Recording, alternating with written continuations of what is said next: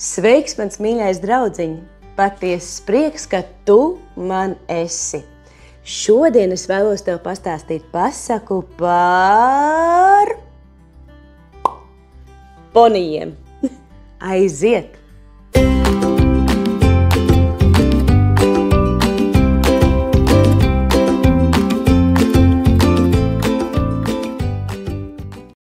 Saulespuķu pļavā dzīvoja ponijs vārdā Riksis. Viņš bija ātrākais ponijs visā apkārtnē. Viņam pat bija sava dziesma. Rikšiem, rikšiem, ātri, ātri, es uz priekšu tieku vien. Skrienu, skrienu, augšā lejā, mani nenoķers neviens.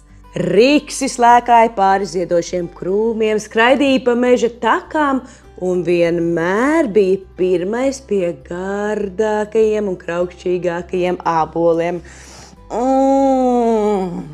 Jāteic, ka pļavā dzīvo arī maza mīlīga poniju meitene vārdā Lilī. Lilī bija nedaudz lēnāka un noteikti prātīgāka par Riksi. Viņa vienmēr uzmanīgi šķērsoja katru pēķi, rūpīgi ošņoja katru puķi un nekad nesteidzās. Riksis bieži vien bubināja. Pasteidzies, Lilī, tu atpaliec, tu vienmēr visu palēnini. Savukārt Lilī vienkārši nopūtās.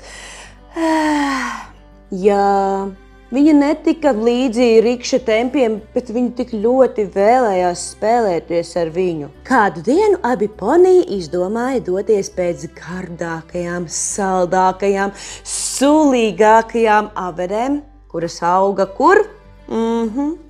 Tur, kalna virsotnē. Riksis, kā jau Riksis, protams, aizjoza kā vējš dziedot savu dziesmiņu. Rikšiem, rikšiem, ātri, ātri, es uz priekšu tieku vien, skriešu, augšā lejā, mani nenoķers neviens. Bet Lilī lēnām viņam sekoja. Kad Riksis sasniedza kalna vidu, viņš pēkšņi apstājās. Ceļš bija pazudis zem biezas, lipīgas dubļu kārtas.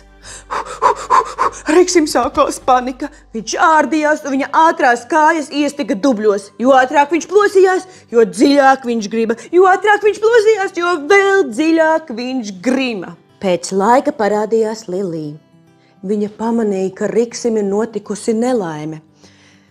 Lilī uzmanīgi, soli pa solim apgāja dubļaino vietu, un pateicoties savai lēnajai, prātīgajai gaitai, bija pamanījusi, ka nedaudz tālāk, pavisam nedaudz, gar pašu maliņu veda šaura, bet gana droša un stingra taciņa.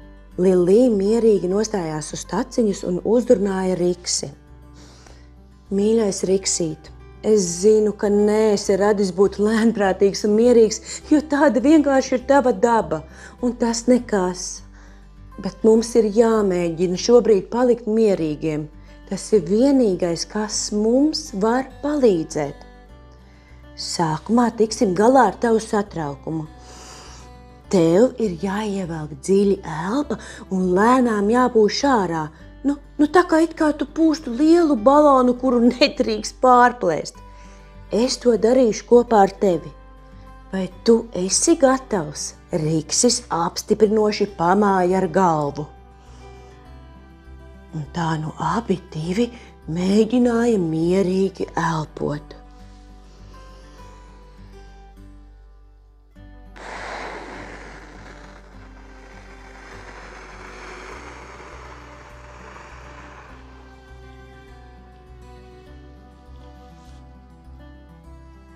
Un satraukums kā liels balons aizlidoja projām.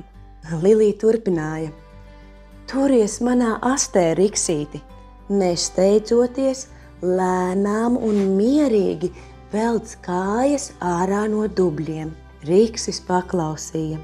Viņš tiešām bija palicis pavisam mierīgs, un viņš lēnām vilka ārā savas kājas. Viņiem abiem izdevās izglābt Riksi. Riksis vēršās pie Lilī ar siltu, pateicības pilnu smaidu un teica: Piedod, Lilī, ka es pret tevi līdz šim nejauki izturējos. Es biju neiejūtīgs un aizskrošs. Es no visas sirds vēlos tev lūgt atvainošanos. Tava pacietība un uzmanība izglāba mani. Paldies, ka nepameti mani vienu. Tu patiesi esi īsts draugs. Tā nu abi draugi turpināja ceļu, lai mielotos ar gardajām avenēm. Un kopš tās dienas Riksis iemācījās būt pacietīgs un vienmēr pagaidīja Lilī, zinot, ka miers un rūpība var būt daudz vērtīgāka par vislielāko ātrumu. Atceries, man mīļo draudziņ, mēs katrs esam citādāks. Kāds ir ātrāks, lēnāks, īsāks, garāks, lai vai kā, pieņemšana, uzmanība, sapratne un draudzīgums ir pats vērtīgākais un svarīgākais. Paldies tev liels, ka klausījies šo pasaku. Atā!